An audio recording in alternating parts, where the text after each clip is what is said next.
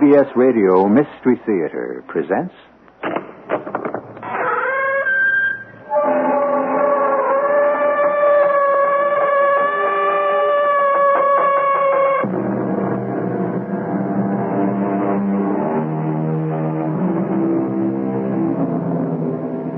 Come in. Welcome. I'm E.G. Marshall.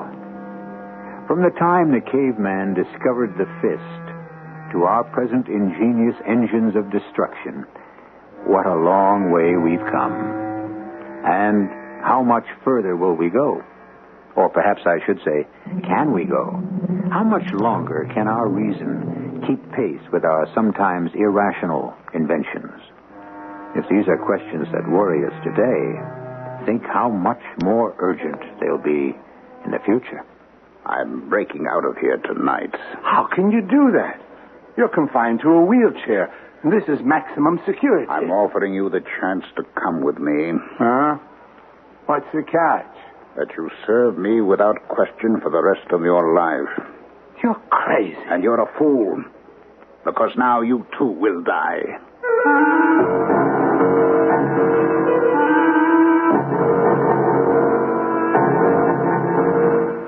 Our mystery drama, The Tunnel Man, was written especially for the Mystery Theater by Percy Granger and stars Ralph Bell. It is sponsored in part by Buick Motor Division and ARM, Allergy Relief Medicine. I'll be back shortly with Act One.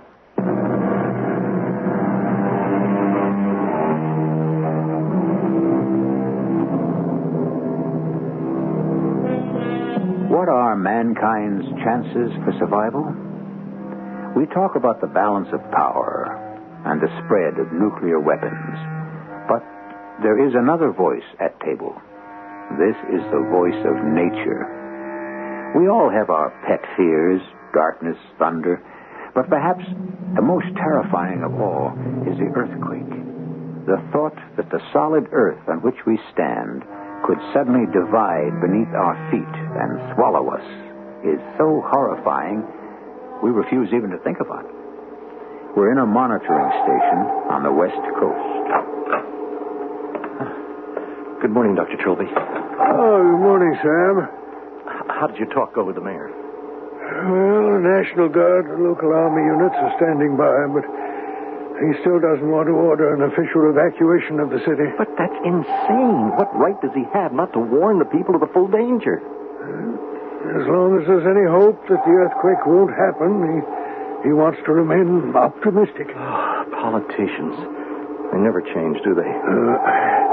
Any new developments over the night? No. I spent half the night at the telescope watching the skies. The planets come closer and closer together. And at 4 o'clock tomorrow afternoon, they'll be in perfect alignment for the first time in 400 years. And their combined gravitational pulls are going to activate every fault line on Earth, including the one we're sitting on. And all we can do is wait. Well, I think you're being a little too pessimistic after all.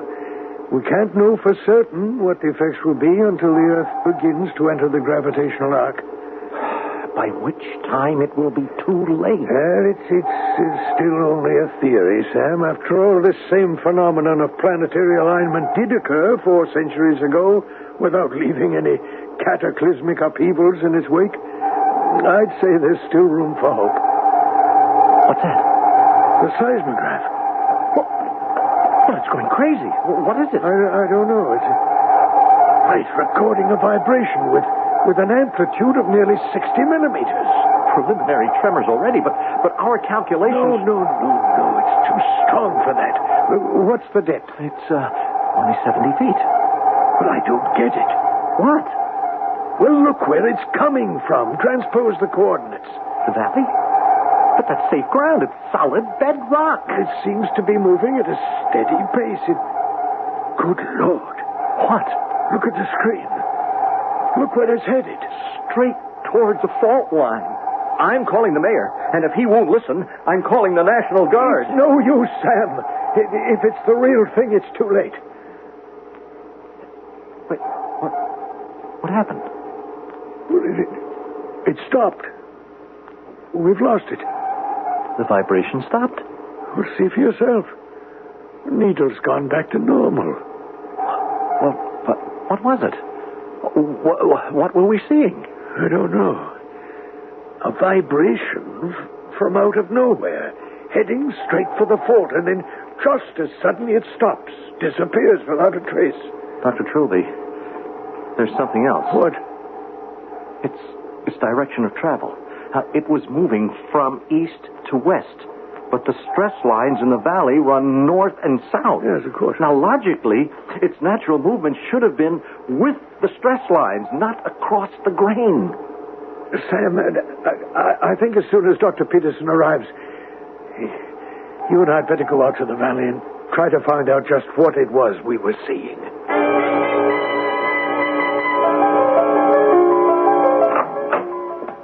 Are you the bank manager? Yes, James Dale. Well, I'm Ron Hankler, police commissioner. Thank you for coming, Commissioner. Captain Aylward said it was a pretty extraordinary situation. Well, I don't know what to make of it. You've been robbed, now, is it right? Well, yes, I guess we have. Well, just tell me what happened, Mr. Dale. I can't.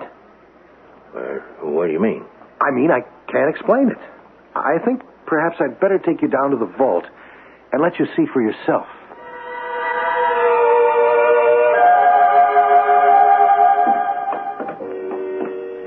Here we are. I had the guards close the vault. I thought it best if no one else saw. You see what I mean? Well, that hole in the floor, it looks like... I know, Commissioner. It looks like an earthquake. That concrete is 3 feet thick, and it's buckled like plywood. Well, it's obviously a tunnel job. No, that's just it. There isn't any tunnel. Your men dug down 10 feet and found nothing but dust. Dust? Solid dust. This bank sits on hard rock landfill, and it's been churned into powder. But you say it was a robbery. There is money missing? Yes. Well, is there any other way a person could have entered the vault? Absolutely none. This is our top security vault.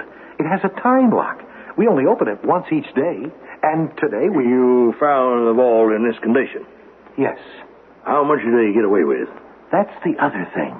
This vault contains over $1 million of our reserves, but all it's missing is $10,000. And not only that, but what was taken was in new $100 bills. How new? Straight from the mint, still banded. Which means the serial numbers are still recorded. And consecutive. A person would have to be crazy to try to spend it.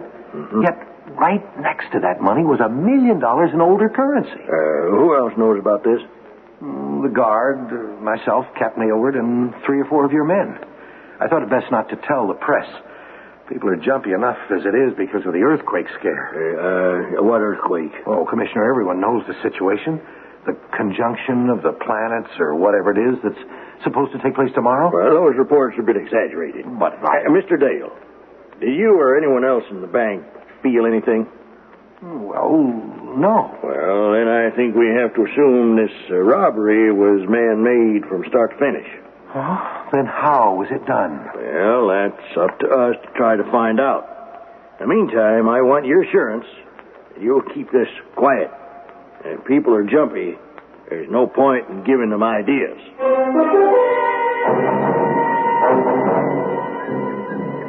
Dr. Trilby? Yes, Sam?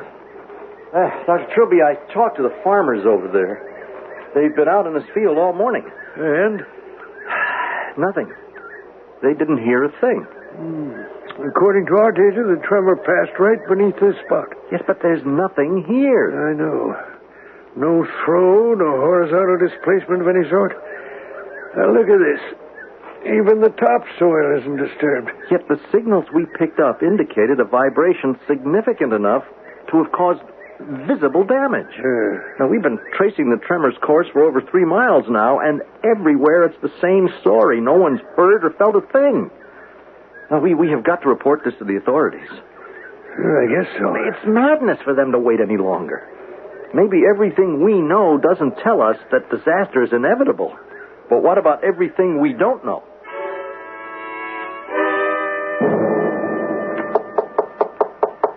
Yes, come in. Oh, excuse me, I didn't realize you were incapacitated. I can manage by myself. You're the manager of this bank? Yes, my name's James Dale. You're... Mole. Mr. Mole. Are you sure I can't help you? I've been in this wheelchair for many years. Well, I'm sorry to hear that. Don't be. It's a waste of time. I was tired of walking anyway. I see. Well, one of the tellers said you wished to speak to me about something. I want to open an account. But one of our officers could handle that. I deal with the top, Mr. Dale. You are the top here, aren't you?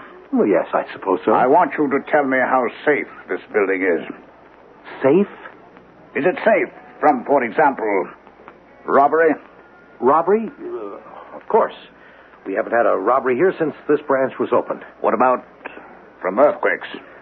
Mr. Mole, we make it a policy never to turn away a customer, no matter how large or small his deposit may be. Mine is a modest sum, Mr. Dale, $10,000. $10,000? I wouldn't call that modest. I look on it as an investment. Well, of course, your money will be very soundly invested. You'll earn a guaranteed return of 6%. I had in mind a somewhat higher figure. Well, in a limited withdrawal account, the rate is 8%. How about 10,000%? What? What? That would be $100 million. Where do I sign?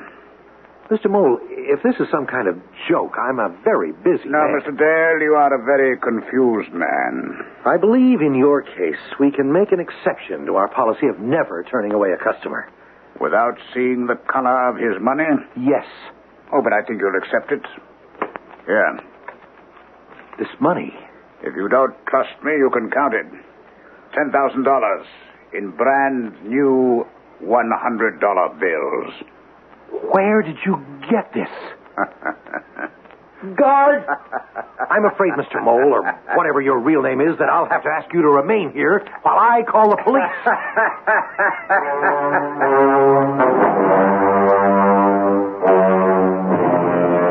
A large metropolitan area hovers on the brink of disaster.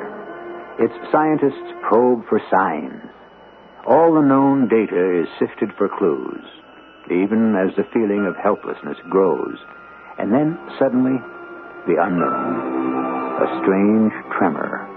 An incredible bank robbery. And now the arrival of a mysterious stranger. I shall return shortly with Act Two.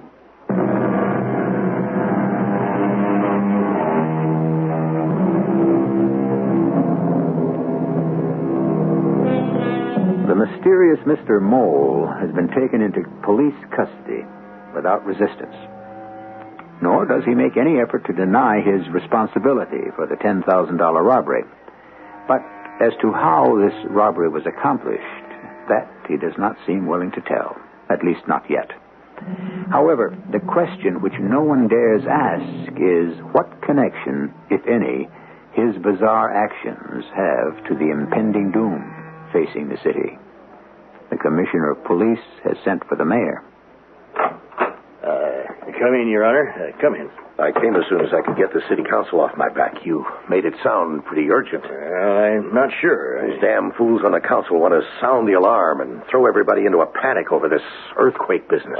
Don't you think it might be wise to undertake an orderly evacuation of the city while there is still time? No. The reports from Dr. Trilby at the Mount Olive Laboratory are still not conclusive. It's still not definitely known that this planetary business tomorrow will have any effect on the fault. Mr. Mayor, we have less than 24 hours left. Now, as a precaution, what can it hurt? Hurt? I can tell you exactly what it can hurt. First of all, there'll be a stampede. People killing each other trying to escape, no matter how much time we tell them they have. Crowding the bridges, traffic jams, accidents. And then there'll be others who'll see a golden opportunity to stay behind and run riot, looting stores, robbing banks. We have the Army and the National Guard to keep order. Not to mention my men, Mr. Mayor. Commissioner, we've had this discussion 100 times. Now, What is it that you're really afraid of? all right, I'll tell you.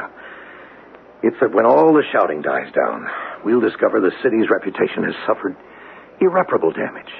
People will begin moving out for good.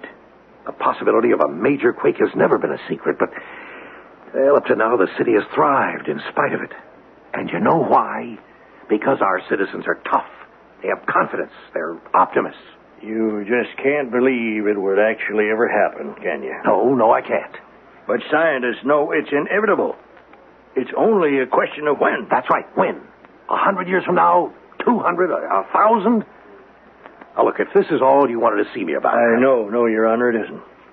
There was a robbery this morning at the First Pacific Bank. Oh, Commissioner, please. I don't have time. Now, wait. I think you should hear me out.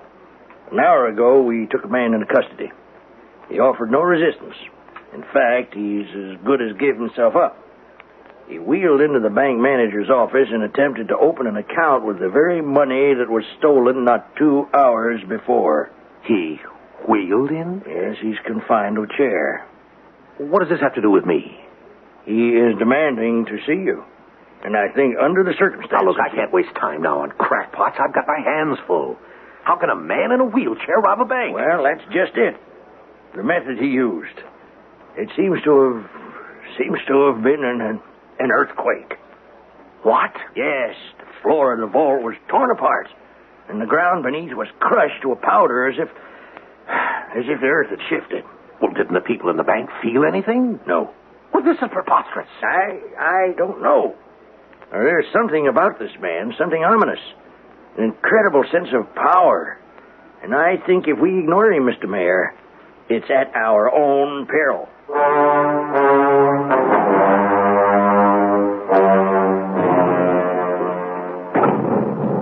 I've ordered him kept in complete isolation.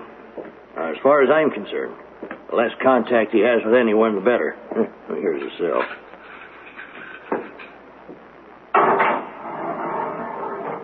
Oh, where is he? What? Well, there's no one in there. He's gone. Look, this is your idea of maximum security. Look, the floor. It's been chewed to bits. Well, he must have had some kind of tool concealed in his wheelchair. There is no tool that could wreak that kind of damage. That's 3 feet of steel-reinforced concrete. Whatever it was, he obviously tunneled out. I don't think so. Well, he's gone, isn't he? There's no hole in the ceiling. There aren't any windows. And I watched you unlock the door myself.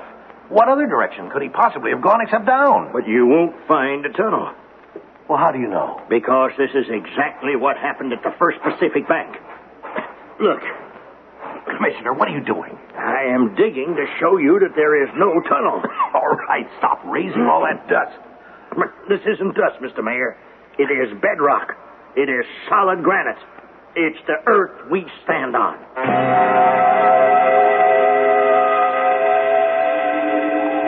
Sam? Yes, Dr. Trilby? What time is it? 5:57. Right on schedule. Pluto is almost in place. Neptune is closing. One by one, the planets are entering a common gravitational arc. One by one, the fields of pull are beginning to overlap. We'll be reaching the edge of the arc ourselves in less than 4 hours. Yes. That's when the real test begins, Sam. Well, if our theory is correct, the fault should begin to respond with tremors of 1 to 5 millimeters, which will increase steadily at shorter and shorter intervals. Until 4 o'clock tomorrow afternoon, when the alignment will be absolute. And we'll all know once and for all the true nature of the fault we've lived on all these years.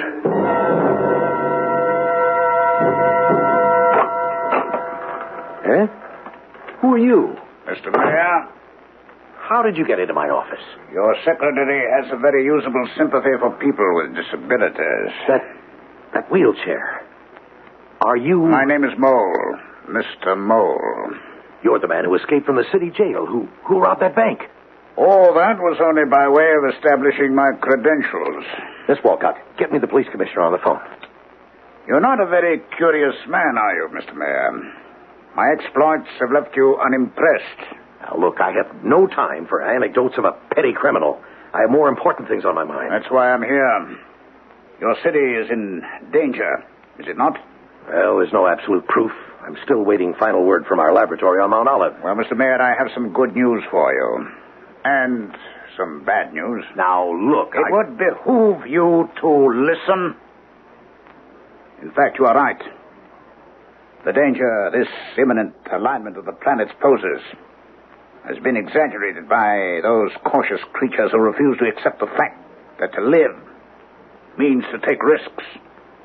According to my calculations, the chance of a major disaster is well under 50%. And just what are your calculations? They're worth a great deal to me. I'm a practical scientist, Mr. Mayor, a very practical scientist. You see, my calculations are based on one very important assumption. They'll hold only if nature is permitted to take its course. What do you mean? I mean, Your Honor, that I am also an inventor. Look, who are you? Just how did you escape? Now you are curious, eh? We can begin to talk usefully. Yes? Look, Commissioner, I think you'd better come over here at once. Your prisoner is in my office. On the contrary, Mr. Mayor, you are my prisoner. What? But you are not alone. The commissioner is also my prisoner. In fact, your entire city is in my hands.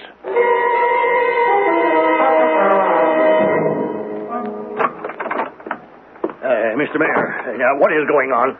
I don't know. Mr. Commissioner? You. Mr. Mayor, are you all right? I brought a detail with me. They're waiting outside. I don't think we'll need your men, Commissioner. It seems the explanation of my movements has upset His Honor. Well, I'd like to hear that explanation myself.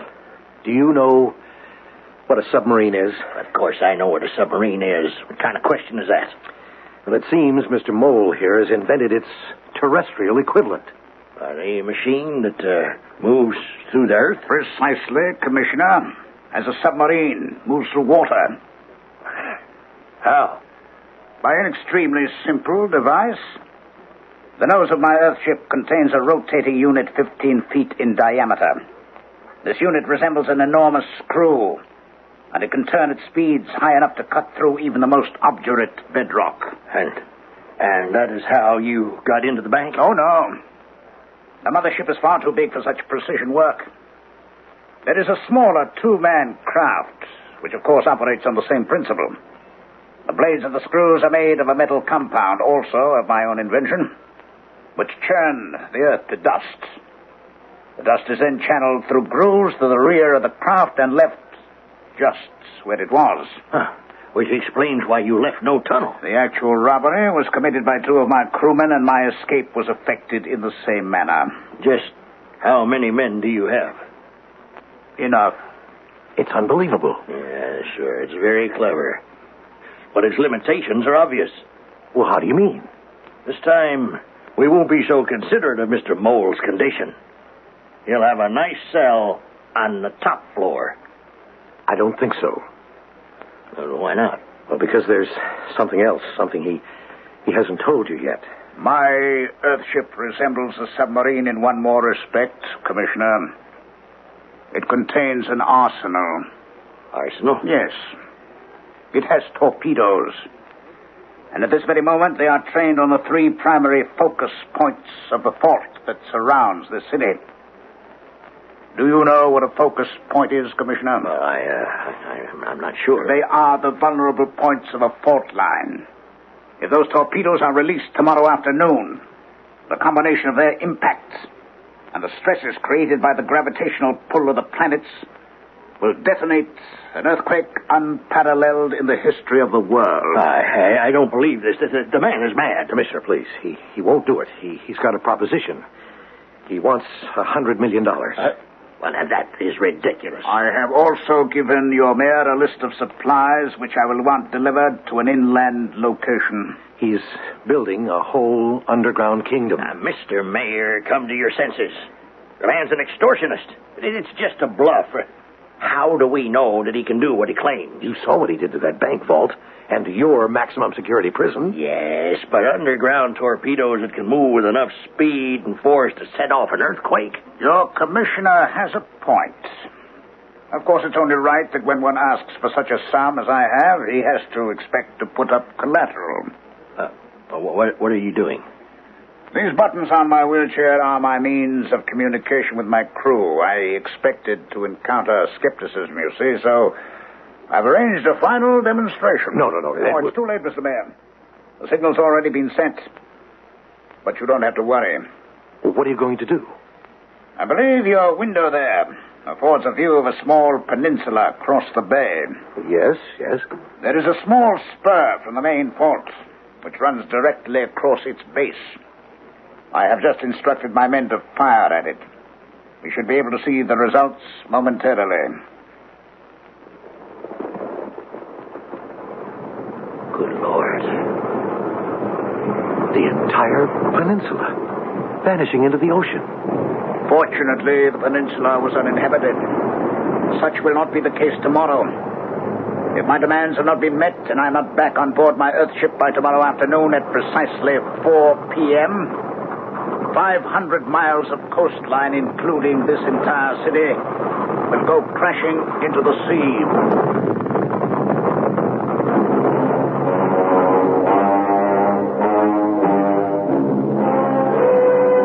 With a faith worthy of our primitive ancestors, we extend our civilization to the very brink of disaster and cross our fingers. And now, suddenly, without warning, another specter which haunts us all has become a reality. The specter of absolute power in the hands of a man whose heart is filled with madness. I shall return shortly with our final act.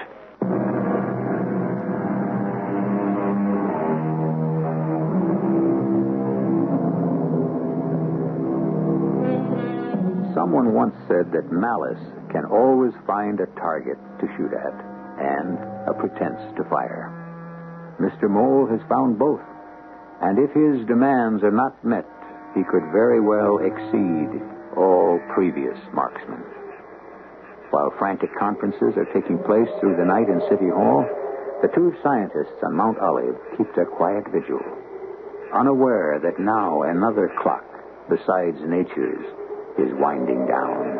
It's a peaceful night, isn't it, Sam? Almost midnight. In a few minutes, the Earth will enter the gravitational arc, and our precise calculations can begin. I've devoted my career to studying this fault. For 20 years, I've sought to unlock its mysteries, to elevate the art of prediction to an exact science. And now, within a few hours, at last, I'll be able to say absolutely what it's going to do. Dr. Trilby, are you all right? What? Oh, yes. Forgive me, Sam. The inhuman scientist with his distorted priorities. Well, we better go in. I just want one last look. It's a beautiful city, isn't it? Why hasn't anyone left? Why are they waiting for an official edict? Look at all those lights down there still burning in practically every home and every building as far as the eye can see. That's your answer, Sam. Lights for as far as the eye can see. Centuries of evolution and progress. And people just can't believe that it could all just disappear. General Scarborough? Yes? Thank goodness you've arrived. I'm Mayor Gibbs, and this is Ron Hankler, Commissioner of Police. Hello, General. Did you bring the money? Yes, the President authorized this withdrawal. Good. I'll get Mr. Mole. Now, just a minute, ma'am. I brought this money with me only as a last resort. Last resort? General, what other alternatives do we have? I think you gentlemen can appreciate the precedent we'll be establishing if we simply pay this madman off. We'd be putting the entire country at his mercy. The entire country? That's right, Commissioner. Nearly 1/3 of our population lives in areas vulnerable to earthquakes. Well, there are millions of people in danger right now. Yes, Mr. Mayor, no thanks to you. What do you mean? If you had ordered an evacuation of the city before now, we might have had a little more room to maneuver with this maniac. As of this evening, the President has declared martial law here and appointed me his deputy. From now on, you are under my command.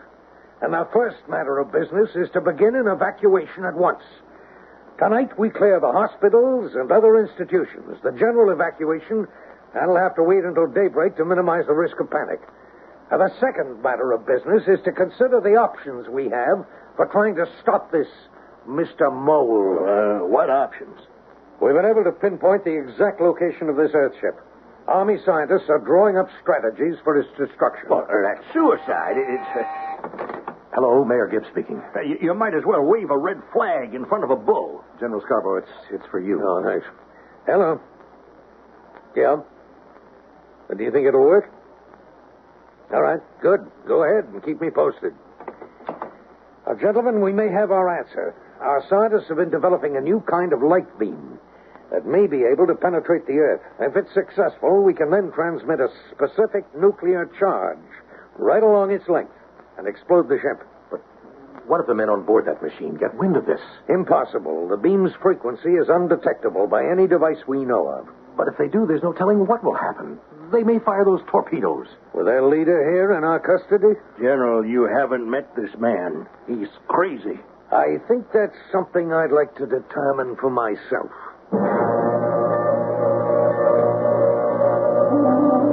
Who are you? I'm General Scarborough, United States Army. And you want to know if I'm really prepared to carry out my threat, eh? Well, you have to admit it's a fair question. You've been separated from your wheelchair and strapped into that straitjacket. You have no way of communicating with your ship. It's not necessary. My men have their full instructions. Now, look, before we give you this money, if we do, I think we have the right to ask what you intend to use it for. I believe in preparing for the future, General. History began when our ancestors emerged from their caves, and it will end with mankind forced to return to them. How can you be sure of that? Because that is what happened to me. What do you mean? Why do you think I wear these dark glasses? Why do you think I can't walk? Look at my skin. What happened? Surely you recognize the symptoms of radiation burn, General? I was made a guinea pig once. I was the subject of certain experiments. One miscalculation, and this is how I emerged. Paralyzed below the waist, and allergic to the sun. I have no choice but to live as I do, or not to live at all. So you think you can build an underground empire? I am already in the process of fortifying and supplying the caverns beneath your country. Your government's contribution should help us considerably. You have to admit the logic of it, General. It's only a matter of time before you all blow each other to pieces. You don't have much faith in us, Mr. Mole. Why should I, when I'm the one who is going to ignite the spark? What do you mean? Where do you keep most of your missiles, General? Underground? Isn't that right? Just what are you planning to do? I've been banished from the Earth's service, but I've made the nether regions mine. When the Holocaust comes, the Earth will be your only refuge. But admittance will be at my discretion. You're mad. But my method is flawless, eh? Mr. Mole, I'm going to make you an offer. And I'm going to make it only once.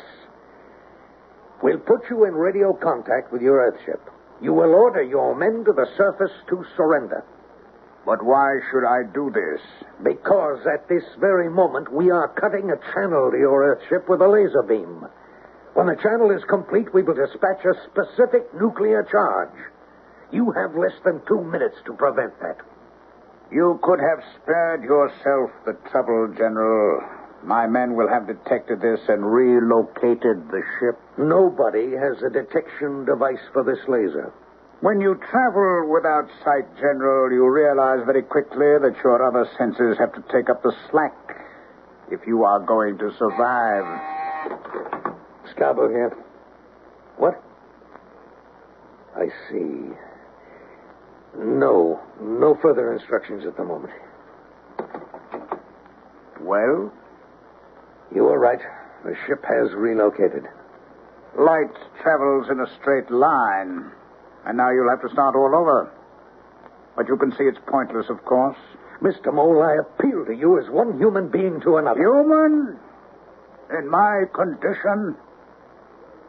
You flatter me, General. Time is getting shorter. Let us consider our options, eh? Either you'll meet my demands or you won't. If you do, I leave your city in the hands of nature. If you don't, We all died. Very well. Obviously, we can't meet your demands and allow you to go. So we must concede you the city and carry on with the evacuation. But I am telling you now, Mr. Mole, you will be left behind. I won't be alone, General. What do you mean? There's one thing I haven't told you. Which is? Before I was separated from my wheelchair, I sent a final message to my crew.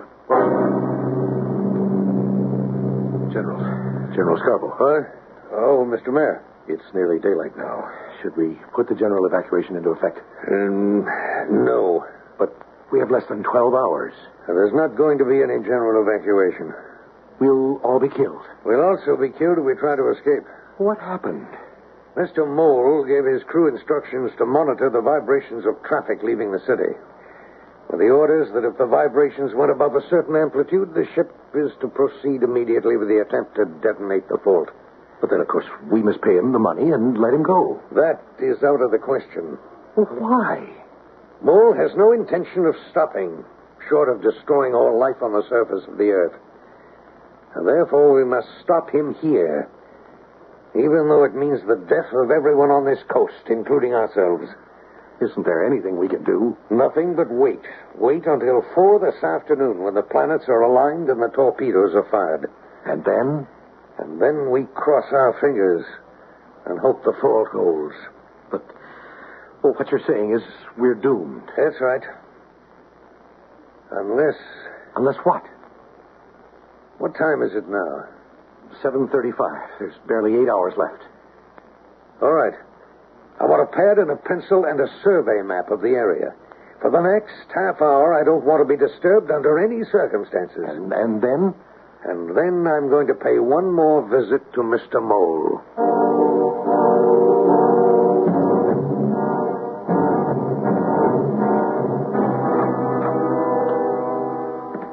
You're back, General, eh? You reconsidered? Not at all. However, since we're both waiting for the end, I thought you might like to pass the time. What did you have in mind? You play chess? I must warn you, I am an excellent player, General. But if that is your wish, where's the board? Here. What's this? A geological survey map of the area. You have a bizarre sense of humor, General. Very well, I trust you would explain the rules to me as we go along. Who makes the first move? Oh, you already have. And it was the wrong one. What do you mean? The original position of your Earthship was here. When our laser began its penetration, the ship moved here. Away from the beam's angle, it's true, but closer to the fault. Still quite far enough away to be safe. But you see how the fault curves slightly around your position. It creates a kind of pocket, and that limits your options. Just what is it you're driving at? The laser takes 10 minutes to penetrate the ground the first time, but the second time, in the same spot, the transmission is instantaneous, thus effectively eliminating that space as one which your ship can pass through. So I am in retreat. Is that it? Straight toward the fault. The pawns against the king. My calculations tell me I can force your ship into the fault zone in 28 moves. At 10 minutes a move, that's 4.5 hours, which will leave us 3 hours to evacuate the city. And if my men see what you are doing and detonate the fault before they are within its range? That's a chance we'll have to take. If your plan works, it means a stalemate. And the future will be left up to nature, after all.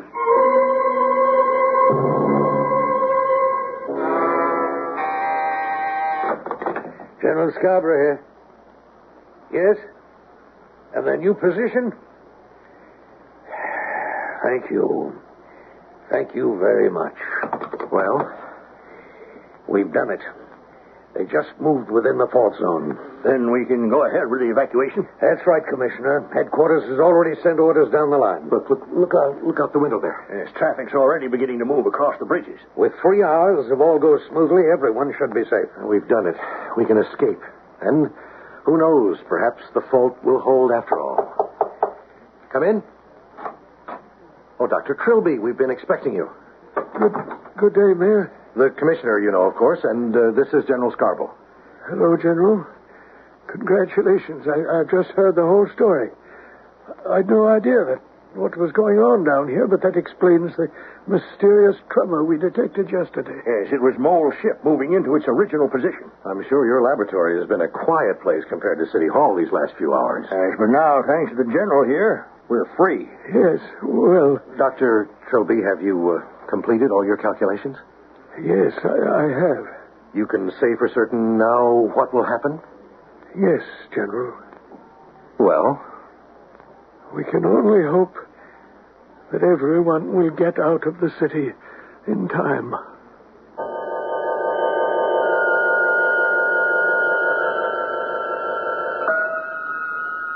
Perhaps the single most terrifying thing about nature is its total indifference. It is beyond the reach of reason, independent of our concepts of right and wrong, justice and morality. We cannot always predict its movements, and we certainly cannot control it. The one thing we do know about nature is the one thing we so often forget, that we ignore it at our peril. I shall return in a moment.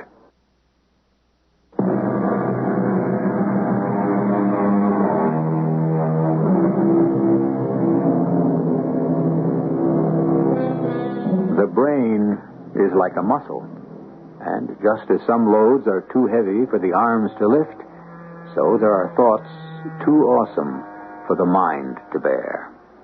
Our story took place in the future and falls properly into the realm of science fiction, but we thought it best to tell it to you now, while we still could. Our cast included Ralph Bell, Court Benson, Earl Hammond, and Robert Maxwell. The entire production was under the direction of Hyman Brown. And now, a preview of our next tale. I was talking to Maribel. To Maribel? She accused me of killing her. I denied it. I shouted at her. I screamed. I didn't kill you. Rebecca. Hear me out. But the louder I screamed, the more I became convinced that I was lying. Rebecca, what are you saying? I'm saying I did kill Maribel. Let me get you something warm to drink. No, please, don't humor me. But please. When she first accused me... Well, how could she accuse you? She's dead. That's right. It isn't true that you killed her. It is true. Now, I know. I did kill her. Radio Mystery Theater was sponsored in part by Contact, the 12-hour cold capsule. This is E.G. Marshall inviting you to return to our Mystery Theater for another adventure in the macabre. Until next time, pleasant dreams.